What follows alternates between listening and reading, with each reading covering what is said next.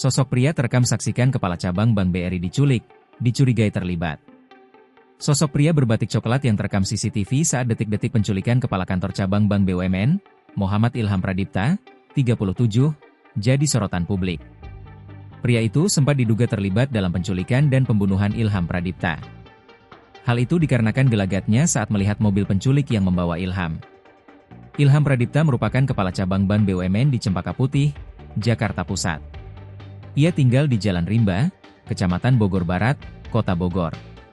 Di rekaman CCTV, terlihat Ilham sedang berjalan menuju ke mobilnya yang terparkir. Saat itu kondisi tanpa hujan karena Ilham berusaha menutupi kepalanya dengan tangan. Ia juga sempat melihat-lihat ke arah belakang dan sempat terdiam di depan mobilnya. Ilham lalu memutar badan dan kembali melihat ke arah ia datang menuju parkiran mobil.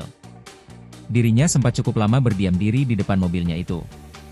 Ia kemudian terlihat seperti melambaikan tangan pada seseorang, lalu masuk ke dalam mobilnya. Saat itu kondisi tanpa hujan karena Ilham berusaha menutupi kepalanya dengan tangan. Ia juga sempat melihat-lihat ke arah belakang dan sempat terdiam di depan mobilnya.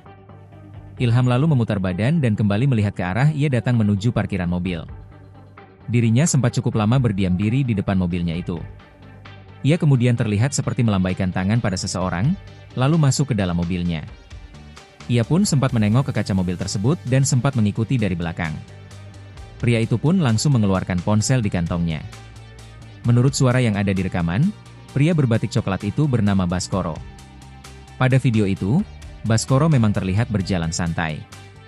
Sehingga banyak netizen yang mencurigainya. Download Tribun X sekarang, menghadirkan lokal menjadi Indonesia.